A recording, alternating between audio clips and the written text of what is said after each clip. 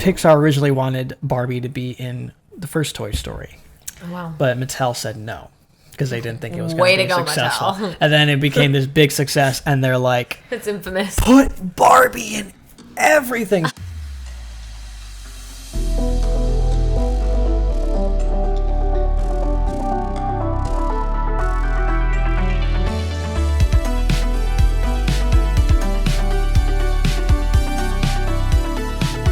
Welcome to Starship Cinema. This is the podcast where we review movies, discuss their cultural impact, the art of cinema, and everything in between. As always, I'm your host, Vince Salerno, and I am joined, as always, by my lovely wife and co-host, Kate. Hello. Welcome. Thank you. Today we are continuing our journey, or road, rather, not a journey, it's a road, the road to Toy Story 5.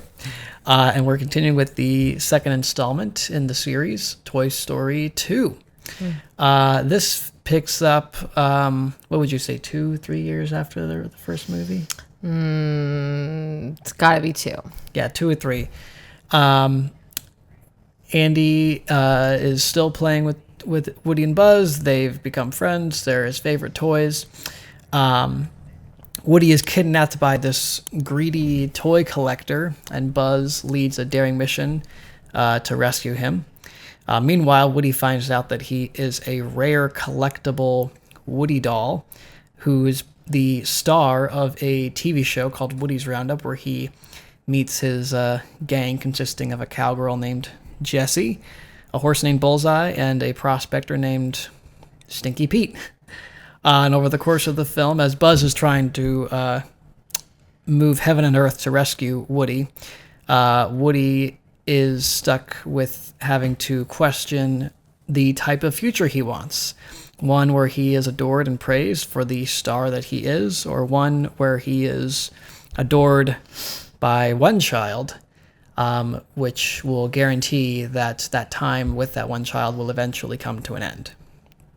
That was all right, wasn't it? That was pretty good. Thank you. Okay.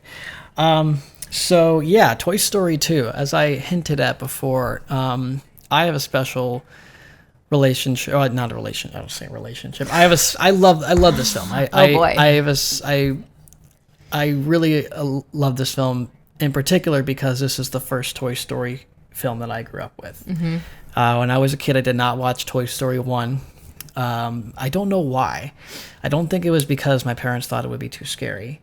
Ironically, I think it was... By the time you got to the age you could be watching movies, Toy Story 2 was out and new and more relevant. Yes. Yeah, exactly. It was 1999. Yeah.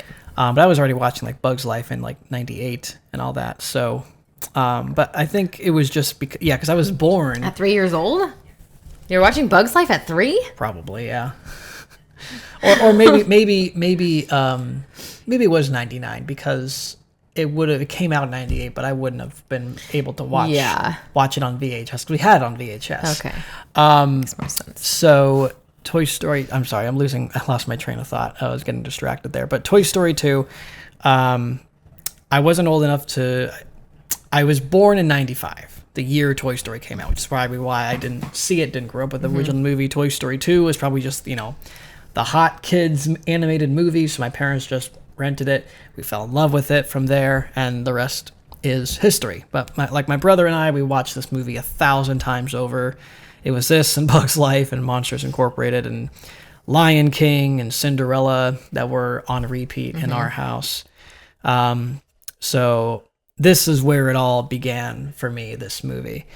You've told me that this is your favorite, right? This is your favorite Toy Story. I think that's because it's more nostalgic. Why is it more nostalgic? Like you, I also grew up with Toy Story 2. I really don't remember watching too much Toy Story 1, Toy Story. And I definitely watched a lot more Toy Story 2. Mm-hmm. I think it just resonated more. I think it was just, I just think it looked better. Well, that's definitely, the animation improved drastically between 95 and... But I mean, like for a kid, for a small child to watch Toy Story 2 versus Toy Story, I think it just was more appealing. Oh, yeah. More colorful, more creative. Definitely more playtime in the second movie than the first movie. For sure. Like more imaginative play, I think. Really? Yeah. We only get like I think one playtime scene. It feels like a bigger scene. And then Oh, you mean Andy's imagination? Yes. Yeah. Yeah. They make Ham a villain. They do. Evil Dr. Porkchop. Yeah, I like him. It's funny. Yeah. That's true. That's a good point. It is a bigger movie. And I when we rewatched it, there's something I realized that I hadn't realized about it from watching it. I sometimes when I got older, I would watch it passively because I was used to my lens of seeing it as a kid and not realizing that for like younger kid or older kids or even teenagers or young adults, and they saw this at the time, like they probably dug into like the nuances of the plot and the story and like the real like if they're older for sure heart-wrenching moments. Yeah, if they're older, but I wasn't. So I think Right. I always knew that there was this really emotional story about Andy growing up and Woody having to deal with that, but I never realized how deep that like this really was the beginning of like Pixar pulling at your heartstrings. Yeah. Because the whole In multiple ways. Yeah. Because the whole theme is about fear of abandonment. And Woody, for the first film, it was about toys being replaced. Fear of being replaced. Yeah, Woody being replaced by Buzz, or being like, if like I don't know, to put it in like human context, like, and I always think of Toy Story from like a human context as like a movie about fathers and two dueling fathers competing for the love of affection of a son. One's like the adopted father, one's the original father, and that fear of being replaced. Toy Story 2 is a movie about being discarded or forgotten. Like once you become in the eyes of this person you love, like, or once you have something happen to you that makes you like, I don't know, damaged or broken, like do you become discarded to that person? Do you become less valuable to people? When you watched this movie, did you ever just go to your toys that you never played with and pull them out and be like, I'm sorry, and play with them? I do that every time I watch a Toy Story movie. But especially with this one. With Toy Story 4, I was like, maybe that's why my toys left. I couldn't find my old toys. Maybe they left and they found their Bo Peep and they went off to help Lost Toys or something. You don't remember getting rid of toys? No.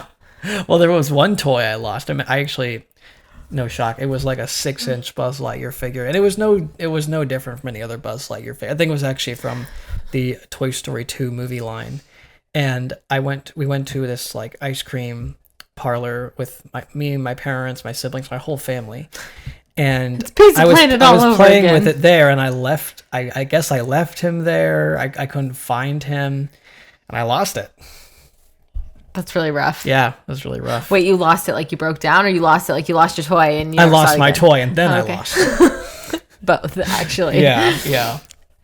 But this I think this movie really like cements Woody as like the main character of the series, because Buzz doesn't really have much to do character-wise. I think we talked about this. Yeah, he more goes on the search for Woody, but he doesn't really have like a growth or a character arc where you're like, oh wow, Buzz is overcoming a big fear or character arc or some sort of character flaw. Yeah, character flaw.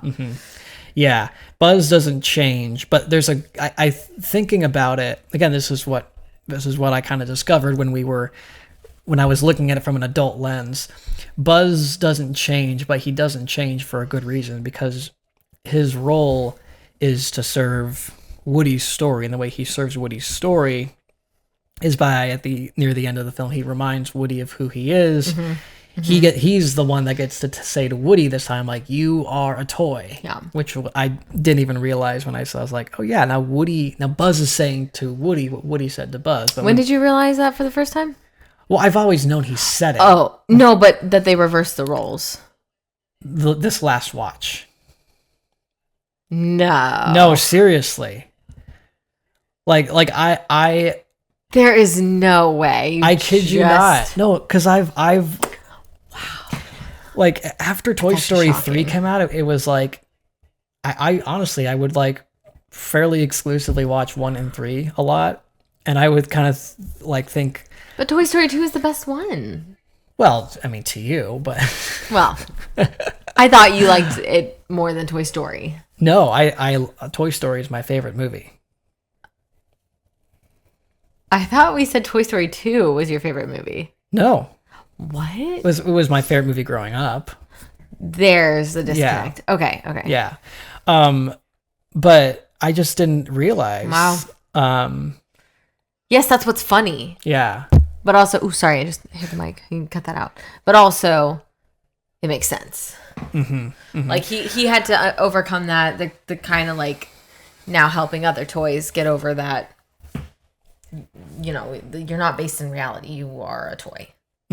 Yeah. Your reality is not yours. Woody is now delusional about his celebrity status. He's like, I'm a star. I'm a TV star. I'm a national phenomenon. I'm going to be put in the museum. I'm going to be adored by kids because I'm Woody. Woody's Roundup. And Woody and Buzz has to bring him down to earth from his delusions. And like, you told me that like nothing else matters in a toy's world except to be played with. Yeah. And the line that really hits, that is a great moment for Buzz when he's about to leave and Woody says like, I don't have a choice, Buzz. Like, this is my only chance. And Buzz is like, to do what? You're going to watch kids from behind glass and never be loved again. Some life. Yeah. And I think it doesn't occur to Woody that like, oh, yeah, that's what he's signing up for. He's going to be loved, but he's not going to be loved. He's going to be, he's going to be adored. Adored from afar, but not loved like a child. Well, it's like being a celebrity. Yeah. You know, a lot of celebrities are like loved by people, and I'm not knocking celebrities or even fans of celebrities, but a lot of celebrities are loved by their fans, but they're not loved, you know? Yeah. And the celebrities who don't have people who really care about them in their corner, often, you know, the ones that have the most tragic stories and you know, hard knock lives and all that. So, but getting back to why I didn't, I kind of like ignored Toy Story 2. Like when Toy Story 3 came out, like that was like, oh my gosh, this blows all the movies out of the water. And I kind of just discarded Toy Story 2 as like, okay, that was good, but that was like the movie I watched as a kid, you know? Wow. I didn't take it that seriously. And like honestly, watching it now is just like, I'm just shocked that I didn't think this deeply about Toy Story 2. Yeah. Because it is what gets us to Toy Story 3 and Toy Story 4. And heck, even maybe Toy Story 5, honestly. There's so much about this movie and its themes and the way it sets up Woody's journey. And it makes the ending all the more of a personal decision for Woody. Like he could have had it all. Yeah. You know, as far as a toy, like, he could have been set for life. Or as they say in the audio commentary, like he was essentially signing up for being immortalized. Yeah. He was gonna like being in that museum meant he would never break, never wear, like he would never have to worry about being thrown away. He'd just be there frozen though forever. Well, not always, but he'd be immortal essentially. He'd never have to worry about being broken or thrown away. They should do Toy Story at the museum. That'd be so fun. Like a night at the museum, like they can come to life when everyone's like an gone. actual toy museum. Yeah. That would be a good Toy Story 6. Yeah, don't make it, Disney. Don't do it. Too late. You already gave him the idea. Don't do it. Okay, well, wait. Hold on. If you're going to take my idea, then I must send us the check. I will happily direct that movie. Well, I have to be given credit here for the idea for Toy Story 6. Of course. Okay. Of course. And don't bring back certain toys. It's okay. Wait, no. Let the toys retire. No. By the time Toy Story 6 comes out, everyone's going to be so old. They're already so old. I know, but their voices are going to be so so much different. You cannot do Toy Story without Woody and Buzz. But I'm not saying not Woody and Buzz. Bring back Woody and Buzz. Oh, but don't bring back anybody else? Yeah. I don't know about that, but okay. Well, they did that in Toy Story 4 and everyone hated it. Oh, well, okay, that's true. Okay, fine. Everybody can go, just not everybody can have that many lines. Sure. That's already Not kind of the case, but yeah. Okay. Whatever. With, Toy Story at the museum, though. yeah, I love that. It's a great idea. Toy Story Toy Story at the museum. at the museum. That's yeah. a great title, yeah. It's like Night at the Museum. But yeah, like the way the movie ends with Woody accepting that like Andy's time with him is going to end. Mm-hmm. There's going to be a time when he's not going to be played with, but he is going to enjoy it while it lasts. By Andy. Yeah. And it's also kind of an analogy for parenthood too. Like your kids are going to grow up. But well, there's a line. There's so many great lines in this movie, but like Woody says when he decides that he's going to go back, he tells Prospector like, "Yeah, I can't stop Andy from growing up, but that doesn't mean I wouldn't miss it for the world." Yeah, not like and that. I like, that oh line. man, Mm-hmm. and so this movie just it gained so much weight for me because I didn't realize the weight of that decision because again I had like the my childhood lenses on whenever I would watch Toy Story 2. I never watched it as like from like an adult perspective. What is Pixar? What are they trying to say about the human condition? I love going back and watching movies that I watched as a kid and being just absolutely shocked that it's like completely different than what I perceived it as a kid. Well, Pixar does that best. But seeing Woody make that decision from the context of, all this happened because his arm ripped. Yeah. And he's afraid of breaking and being thrown Yeah, away. yeah. But he's willing to go back and risk that happening again if it means that he gets to be there for Andy. I mean, it gets me emotional. Well, I just think about our kids. I know. You know, it's very sweet. And like, I saw our oldest son, I was reading with him, and he was like reading in like semi-broken English and all that. Like, he was reading the Curious George book, and I was just like, oh my gosh, he's growing up. And I thought to myself, like, oh man, I can't stop him from growing up, but I wouldn't, like, even though I have this pain of like, I want him to be this small forever. I'm growing up. Oh gosh, Look stop at me it. now. Stop it. Every day is a new day. Trade that. I wouldn't trade, this as being a dad for anything. Like, it's the most amazing thing that's ever happened to me. Well, that's why they say the days are long, but the years are short. Like, the years are short. Suddenly, our child is over here being like, I don't know where it is. It might be in the car. Like, he's talking almost complete English. You understand what might be means? Yeah. What do you mean, might be? Even our youngest, he's like, from being a wee little baby to now he's like almost able to walk. It's really unfair. It's unfair. But I wouldn't miss it for the world. Was there anything else that stood out to you about the story and the themes, anything like that? I don't think so. I think we covered it. Yeah. What's your favorite scene? Do you have a favorite scene in this movie? Because since this is your favorite, I want to give you the floor because this is your favorite Toy Story movie. I love the scene in Al's Toy Barn. I just think it's so fun. I just like which one? Because there's like multiple. The first scene and where they're all driving the toy car and then, they come up to Barbie and like I tour guide Barbie. I love the scene from Al's Toy Barn. I just love all of the scenes. Oh gosh, all the set pieces. Yes, like they really did a great job of creating a world of toys this time. Like everything's very polished, very colorful, very fun, very playful. It just makes you... They dialed it up to 11. Yeah, you really want to go play with those toys. Yeah. You want to go play. They're better than... Like, they're even better than, like, these. Like, yeah. Buzz is not anatomically... This Buzz is not, like, anatomically accurate because, like, of the way he moves and his joints move and, like... His features technically wouldn't work either. Yeah, but he's the coolest toy still. Yeah, he's fun. Do you know that there's some fun trivia about that Barbie scene? So sorry, I'm yawning. It's okay. So Pixar originally wanted Barbie to be in the first Toy Story. Oh, wow. But Mattel said no. Because they didn't think it was going to be successful. Mattel. And then it became this big success and they're like, it's infamous. Put Barbie in everything. So they gave her own scene with like 20-30 Barbies. They did a good job. Watching that scene again, it was like, wow, Barbie's fun. You know? It was very 60s, 70s. Yeah. Mm-hmm. Yep. Do you know who plays Barbie? Yes, I do know. Who plays Barbie? Jodie Benson. Who else did she play? Otherwise known as Ariel, which is The Little Mermaid. So cool. Yes, The Little Mermaid. Sorry, yes, Little Mermaid. And it's so funny that like Barbie and Ariel are like completely different characters. She doesn't play them the same. Oh no, I mean I really have to listen to Jodie Benson's voice as Ariel in Toy Story because I'm like, it's not the same. Mm-hmm. But it is. Yeah, it's that really. She does high, a very like good job. falsetto voice, but also, you can really tell in like Toy Story 3 yes, when she's in the box crying. I'm actually sorry, Toy Story 2. I'm actually really looking forward to watching Toy Story 3. Oh, me too. I haven't seen Toy Story 3 in years, actual years. Me too. I think actually, we might have watched it together when we were dating. I don't think we watched it together since we've been married. Yeah. Oh.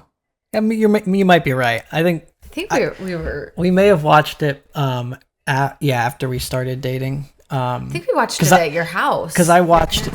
Yeah, I think you might be right. Because I may have forgotten about that. Because I was going to say the last time I watched it was when I was going through 1 through 3 to watch for Toy Story 4. Which was also around the time we were dating. I feel like we watched it. You should check your letterboxd for I should for 2020 because it's always logged. Yeah, look back at like 2020 or 2021. Yeah, because it was definitely before we were engaged. Yeah, so, I will. Yeah, check it out. Yeah, story is great. Yeah, and we haven't even talked about Jessie. Let's talk about Jessie. No, her story makes me so sad.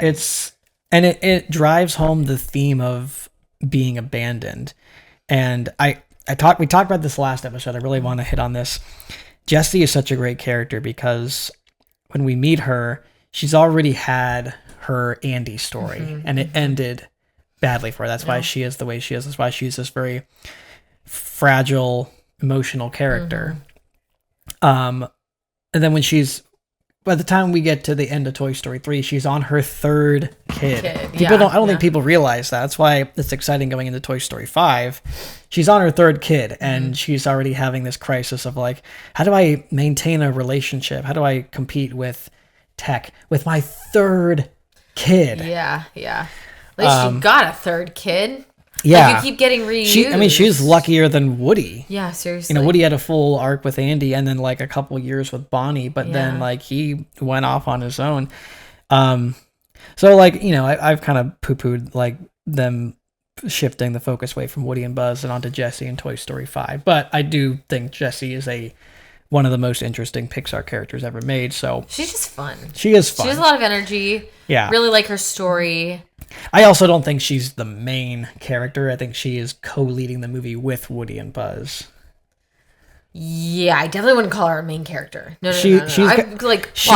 think she's going to have the A story, and Woody and Buzz are going to have the B story, which is a bit of a reversal from how it usually is. But it's fine. We're getting ahead of ourselves.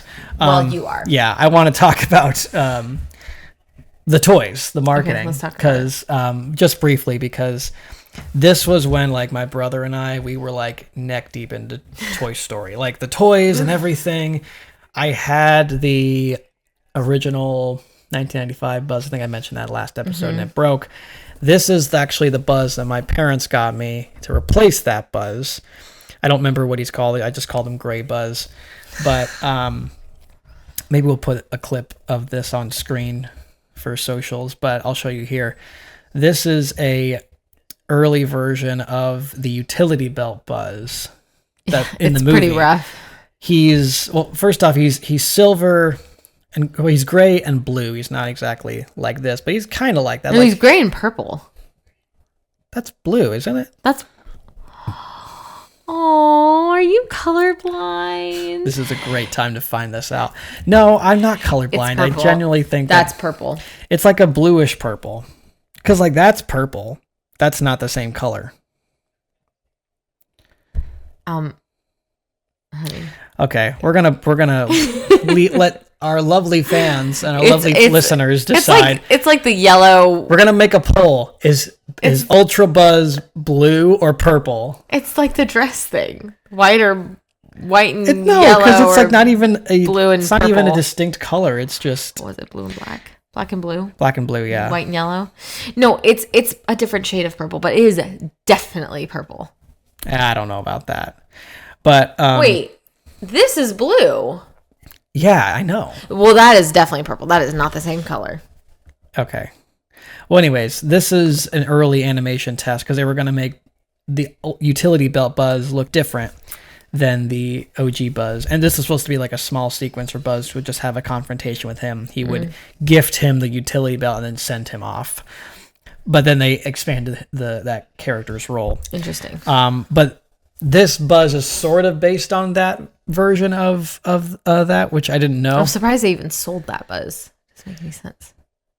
Oh, why? Because it's he never even made it in the movie. How? But they sold toys. It was so early into animation that they had to start making the toys. So they made toys of this version of Buzz, and they had to just put him out. Interesting. So this was like They don't even reference it though. No, because they changed it. I just feel like those toys should have just gone to the dump or something.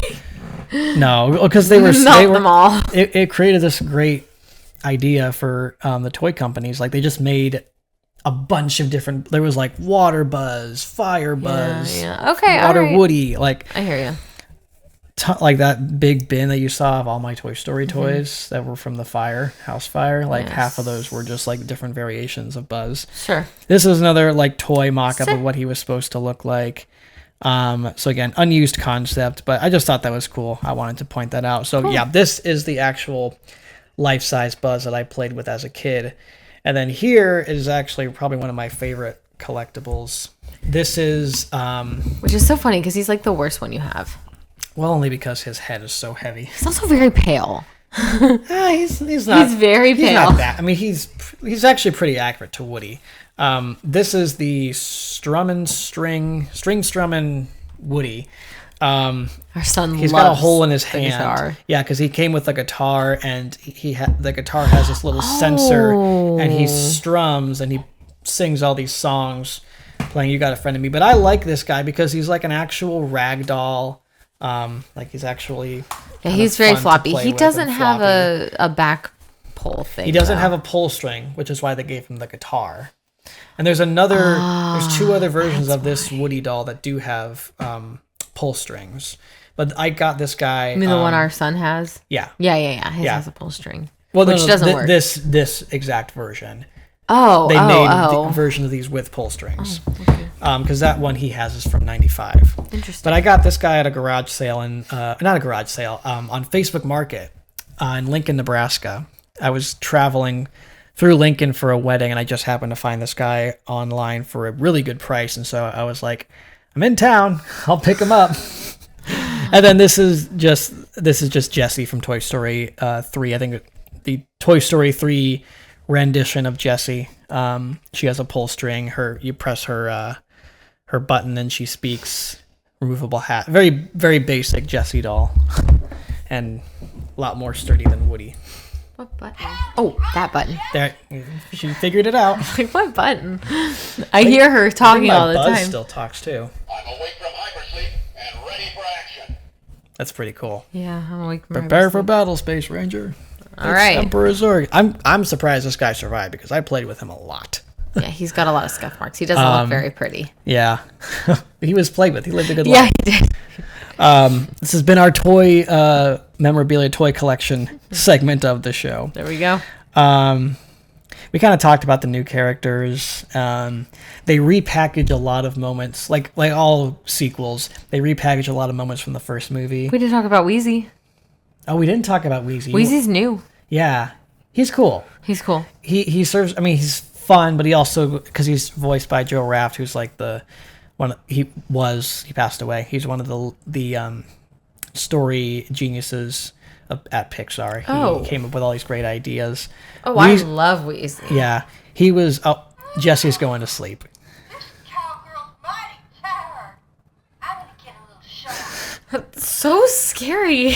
Well, you pressed it. You knew that was going to happen. I thought you pressed her to keep talking. Tell her to. I thought that I didn't realize she just goes to sleep, but she announces she's going to sleep. Well, it's funny because that's what the Signature Collection toys do. Hilarious. Wonder if someone switched the voice box out. But Wheezy was supposed to be in the first movie, actually. Really? Yeah, and they were bummed that they had to cut him because there wasn't any room for him in the movie. And then then in Toy Story 2, they needed a toy who would kind of represent toys being broken and forgotten, and would kind of showcase like what Woody would fear would happen to him. And so they brought back Wheezy. And like him being an asthmatic squeeze toy, that was always part of the character. Yeah. So it fit perfectly. I liked him. Obviously the Woody's Roundup characters are. Yeah. Well, really quick on Wheezy, there's a cool story detail I didn't know. So when Woody tries to save Wheezy, because Wheezy represents like what could happen to Woody, in Woody's mind, he's sort of thinking, okay, if I can save Wheezy, I can save myself from that fate. Which ultimately leads him on to the adventure of discovering that he's a collectible and all that. So just a cool detail. But yeah, we got to talk about the Roundup game. I think we talked about Jessie enough. She's a phenomenal character. She's super fun, super energetic, but also very like I love that emotional. she is fun. Yeah, I love that she is fun after everything she went through. Yeah. Like she's not just sitting in her own pity. You know, like she's I mean, it still affects her throughout the film. Well, but of course, but she's like... She's strong-willed. She shows up. Yeah. She shows up and has a good time. Pixar apparently really tried hard to make her, not to, like, strong female characters, but like an actual... They try to make her an actual strong female character. She doesn't come across like that, though. I know. I'm just saying that term has been overused to where like you say strong female. Woman. Yeah, it just means nothing. Yeah. But like she actually is like a strong, independent character, and really well developed, like a really phenomenal character. I mean, she kind of had to be because she was left in a box on the side of the road. Yeah. Oh yeah. You kind of got to be. How do you? Yeah. And it makes sense why she's so determined to go to the museum, because she doesn't want to face that pain again. Yeah, it's her fate. So. Yeah.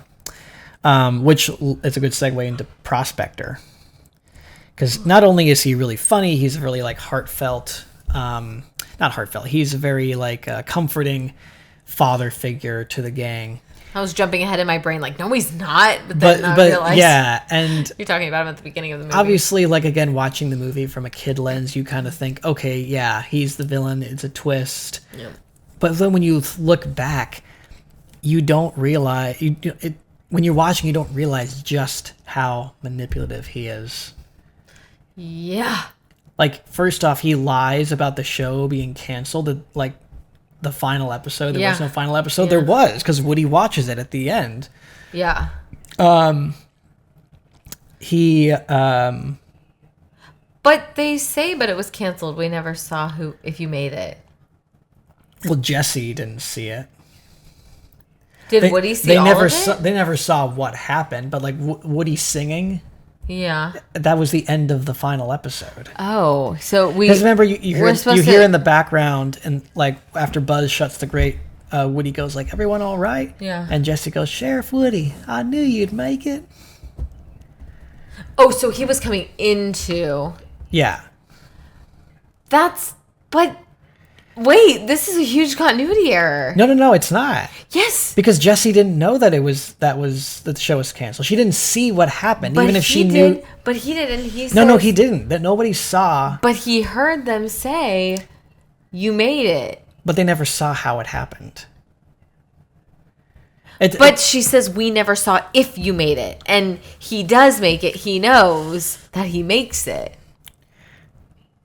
But he didn't see it, so I don't think it's top of mind. But he knows that he made it. Maybe they don't. He doesn't really address it. He's not thinking about that. He's thinking about what Buzz just said to him was like, which is that you're going to be stuck behind glass and never. I know. But so his mind is not even though we hear it. No, his mind's not there. Right, but I'm talking about when they're on the plane. Yeah, I know. Oh, that's what I mean. I don't think it registers with Woody. Like, he knows that, like, okay, Prospector lied to me. That's the final episode. But he doesn't know that, okay, he doesn't know how they survived it, you know? But he knows they did survive it. Yeah. And maybe Jessie doesn't. We never saw if you made it. Well, then let's find out together. And maybe he's just saying that to, like, just get her to do it, you know? Like, wait, No, he could have just said, yes, we do. I saw the final episode. I made it. Let's go. But that plane is about to take off to Japan, and they're going to get chewed up in the mechanism, the wheel. So they got to get off. I know. Don't have time to be like, I saw it, Jessie. You did? Yeah, I saw. Oh no. No. All he would have needed to say was, yes, I saw it. Let's go. I don't think it's a big deal. That is a huge continuity error. If anybody knows me, you know I hate. Yes, you do hate it. Hate a continuity error. I don't think it is though, because Prospector is, yes, Prospector lied about there being a final episode, but Woody and Jessie don't see that moment. They're not even paying attention to it. All right, fine. Let's move on. Okay. I just can't believe that. All that's to say is Prospector is just a really good villain because he is so nice and so comforting. Like he's like a teddy bear. Yeah, he's a teddy bear guy, kind of like Lotso. I was just about to say that. And Kelsey Grammer does a great job of playing that. And then he just once he becomes evil, like you realize, oh my gosh, like he was manipulating this whole thing. And then you find out why he was never like he's in the box the whole time. And you don't really think about like, okay, well, how does that affect a toy? Like, what is it like to never even be open, never even be touched by a kid? Yeah, it's rough. And so he's like, screw kids. Like, being with a kid is overrated. I don't want to be with a kid. I want to be immortalized. Yeah. And so it's a great exploration for a toy. Like, yeah, a toy that would be stuck in a box all his life would be that curmudgeon. He wouldn't let, and after being, these are 40, 50-year-old toys, for being alive that long and being stuck in a box, like he'd be like, yeah, I'm not going to let anything get in my way. Yeah, I get this. it. Yeah. And Bullseye. Of course, we love Bullseye. Bullseye is just so sweet. The most loyal, loving, sweet character. Just so sweet. He's a smart one. He's a smart one. It's actually pretty good. Thank you. Soundtracks for this is great. Obviously, Randy Newman's back. He does a lot of great, like, old-timey cowboy music for Woody and the gang. I think he wrote, like, Woody's Roundup, When Somebody Loved Me, or When She Loved Me, yeah, Jessie the Yodeling Cowgirl.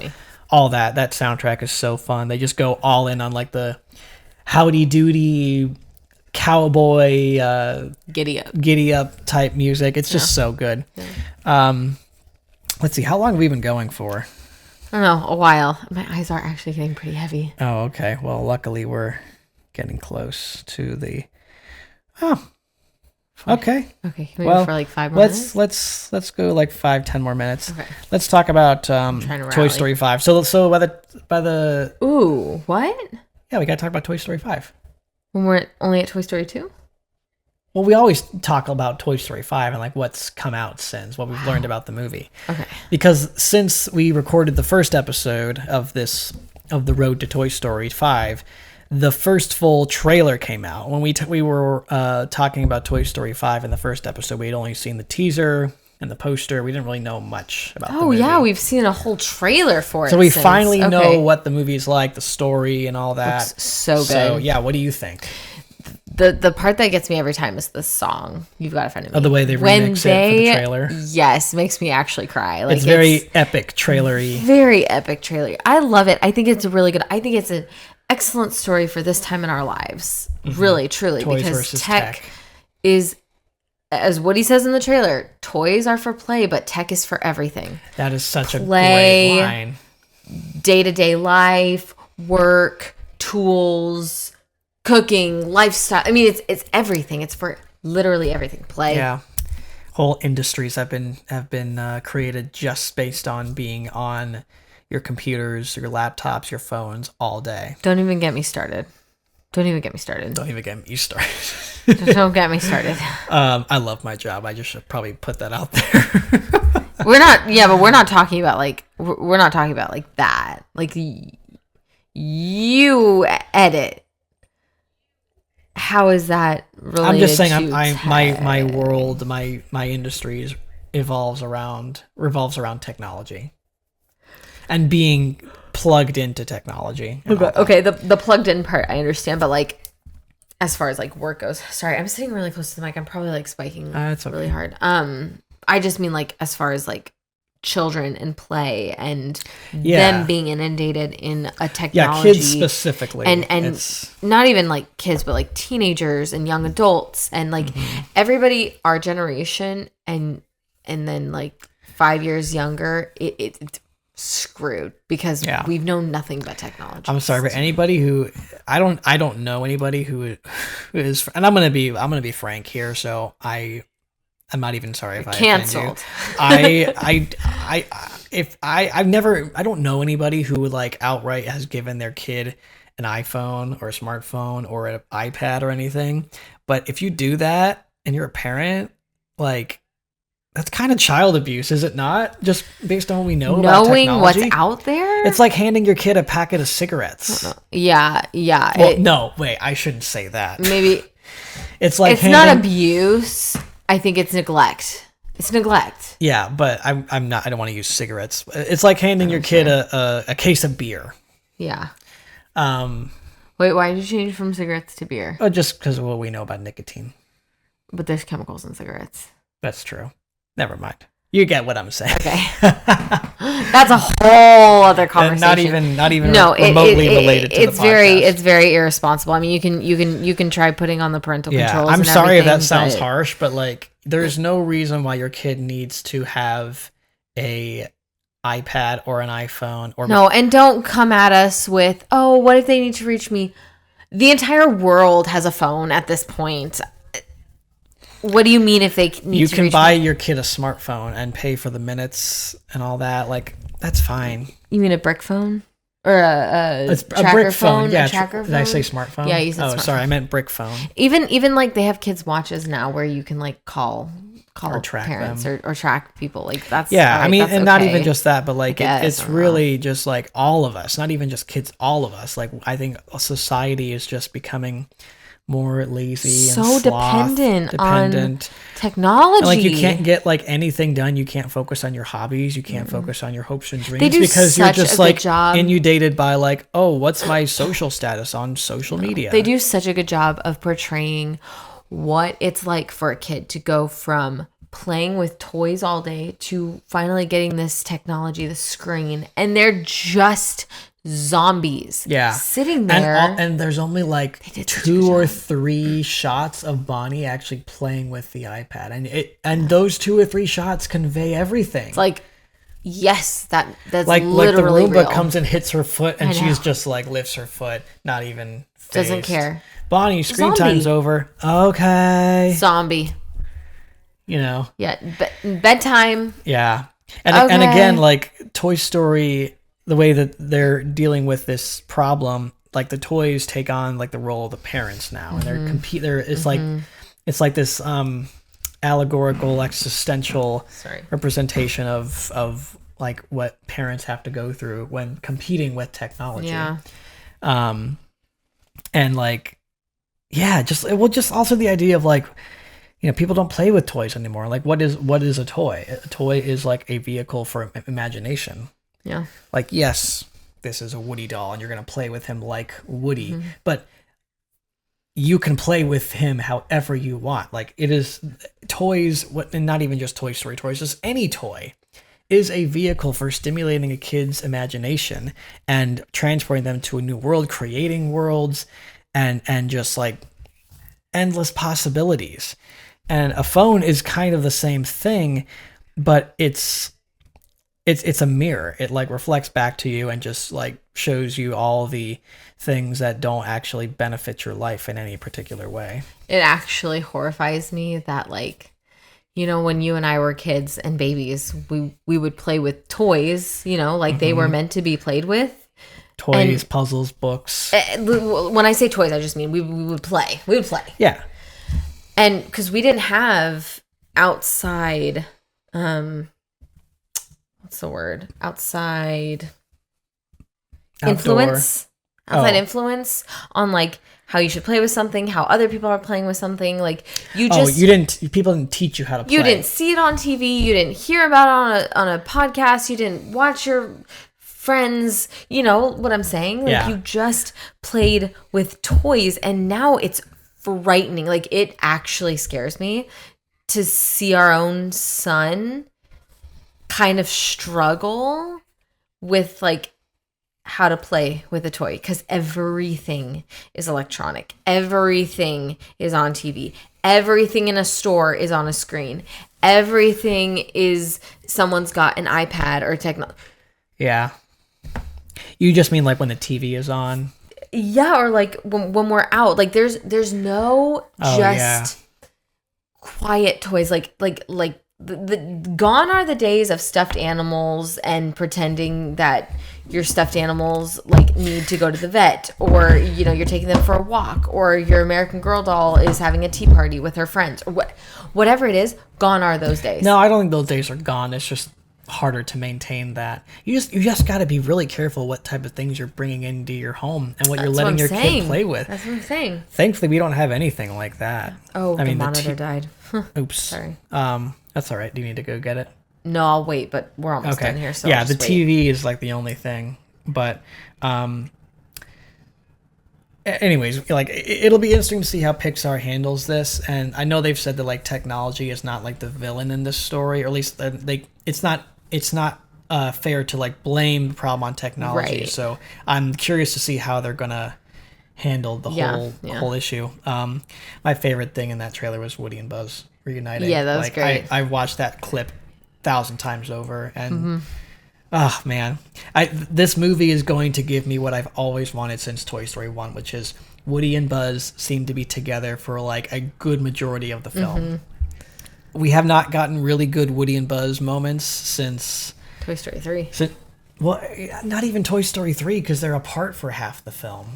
Oh, that's true. But like they seem to be having conflict. Like Buzz, particularly, I think he's trying to prove himself as a leader.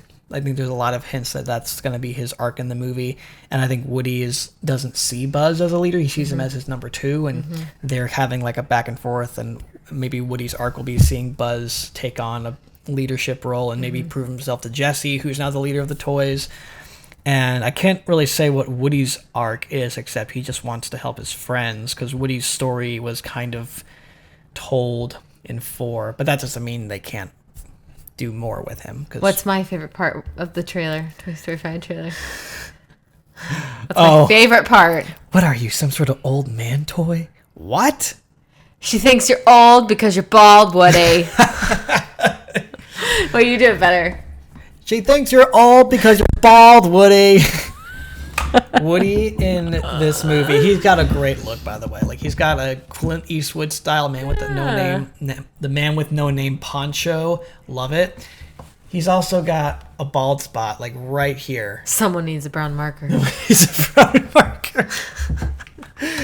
And it's funny because he had a bald spot technically in Toy Story 2. Remember when they turned him around? Yep. And everyone on Twitter was like posting memes like, the only person we know that could fix Woody. We need him. Yeah. We need Jerry. Jerry. Do you know that that's Jerry from the short film? Yes. You did Jerry's tell me Game? that. Yeah. Your mind was blown when I told you that. It was, and then I told you that I thought it was the same guy from the Aristocats. It's not. No, it's but not. He looks the exact same. He looks very similar. Yeah. Yeah. Well, let's go into our final thoughts. Okay. Yeah, as I've said, I just love this movie. I think it's my favorite out of all of them so far. Yeah, well, it really is. I love that it's your favorite. I've said Toy Story 1 is my favorite, but I love this. I mean, I love all the movies, but like this one in particular holds a special place in my heart because it's the movie that really started it all for me. Like this started. If Toy Story 1 started my love for filmmaking, this one just started my love for Toy Story. This one got me into Woody and Buzz and the whole cast of characters, and I'm actually shocked that it's taken me this long to really look at the film beyond the like my childhood lens. I'm kind of surprised by that too. I think it's just because I haven't watched it very intently, because I love the first movie and the third movie is just because you're an intent movie watcher, so I'm surprised it never hit you before. Yeah, I know. And that's always like at the forefront of my brain when I'm trying to when I'm watching a movie that I haven't seen since I was a kid. Like I just already know that I'm going to watch it with different eyes. And so I like to catch all the things that I know I didn't catch when I was a kid. Yeah, I couldn't tell you why. I mean, I wasn't the most mature person in 2019, so Hilarious. I've grown up quite a bit since then. You really have. Yeah, for what this movie, like when I think of this movie, I think of childhood. Yeah. And that's partly why same. I love it so much. Nostalgia. It's one of the first movies I've ever seen. I think it's the first movie I saw in theaters. I don't know for sure. It was either the Rugrats movie or The Rugrats movie trailer was always on the front of the disc. for Toy Story. Yeah, I think Really? so. Yeah, or one of the movies we had. That movie's sad. I can't watch that movie. Oh, really? Well, because like he gets his baby brother, and they're like arguing. I and- never saw it. Oh my gosh, We weren't allowed to watch Rugrats. It's so sad, and I'm one of those people where like I can't watch movies where like brothers hate each other or like fathers hate their sons or sons hate their fathers, because like I love my dad, I love my brother, I have a great relationship with both of them, and I just cannot imagine having a bad relationship or just hating them. It pains me to see stuff like that. And so I can't watch the Rugrats movie. Gosh. I actually, no, I take it back. I think it was on the front of the Jimmy Neutron movie. There you go, because they wouldn't play. I don't think they would play a Disney Okay, or yeah. a Nickelodeon. Then why did you say it was it was before they played Toy Story? Oh, you saw it in theaters. You were trying to No, I was trying to figure out if I saw Toy Story 2 in okay. the theaters, if that was my first movie, or Rugrats. Gotcha. But I don't remember. I don't even remember my first theater movie. I mean, the one I distinctly remember is Cheaper by the Dozen. Really? Yeah. Yeah, that's the one I know for sure that was like Don't my remember first going to the movie as a conscious movie experience. Sorry, Mom and Dad. Anyways, 5 out of 5. Perfect movie, as to be expected, because this is a Toy Story film, and every Toy Story film so far has been perfect. That's your unbiased opinion? That's my unbiased opinion. What's your score out of 5? I'll also give it a 5. Okay. Yeah. I figured you would. I mean, this is your favorite Toy Story movie. Yeah, out of all of them. Would you This say one's it's one of your definitely- favorite movies? No. Top 10? No. Oh, really? Okay. Yeah, no, I like a lot more movies than Toy That's Story. true. to I make have it that at the top. list. Yeah. Yeah, you do have my list. Mm-hmm. It's growing too. Yeah. You Maybe. know what my very, very, very favorite movie is? Yeah. I'll let you say it. No, you say it. You want me to say it? Yeah. Tangled. Am I wrong? No, you're right. It's his favorite Disney movie. Yeah, Tangled. Yeah. I was talking about of all time favorite movie. That's of all not time. it? No. Oh gosh. No, you know this. Do I? Mm-hmm. Oh my gosh. I'm blanking. My brain is short circuiting right now. No. Um. I mean, I will give you that. Tingle's like my number 2, but Princess Diaries? no, but that one's up there too. Give me a hint. We watch it every year. Oh, Multiple times. Top Gun Maverick. I just It love wasn't. that movie It so wasn't. It's much. not the most. Obviously, it's not a girly movie, so I didn't think that it would be. That's your favorite movie. Of all time. Oh my gosh! All this time I thought it was Tangled. Yeah, well, Tangled is my my favorite all-time Disney movie. Yeah, but Top Gun Maverick is your favorite movie of all time. Yeah. Wow. Yeah. Okay. Unless I'm shallow, my brain's circuiting up fried. I have can't think you of the other always had this opinion, or Yeah. did you just recently come to it? Because you No, never yeah. told me that. Oh, I thought I did. This is like my most favorite. It's my favorite movie. Okay. Like someone says they're watching it, I'm coming over with popcorn and I'm inviting myself into your house. You know We're what gonna we watch should it do together. for What? this? We should just review Top Gun Maverick every year. It's the first anniversary of Top Gun Maverick. Well, it's like we'll year just say from the now. same thing every episode. It's so good. This is the 1000th time we're talking about Top Gun Maverick. This time we're going into bloopers. Oh my gosh, that'd be so funny. Oh my gosh. Yeah, no, definitely Toy Story is not on my favorite movies list, but it is one like it Toy is- Story 2. Toy Story 2. Yeah, it's on my love. Your movie all-time list. favorites. Yeah, out of like 100 maybe. Sure. Yeah. Well, I say it's like mine's out of like 100. Kate's top 100. Yeah, Like well, IMDb I have like a list of 100. like 150 movies that are like my top. Oh, okay, all-time yeah, then yeah, favorites. it's definitely in the hundreds, I think. Yeah, I love my lists. I know you do. All right, anything else you want to add? No, that's all. Yeah. Probably just point out we watched this on a Blu-ray disc. This is our Blu-ray copy, special edition, Toy Story 2, with a sneak peek of Toy Story 3. Dude, sorry. Dude? I just called you dude. Dude. Oh no. Nate gas,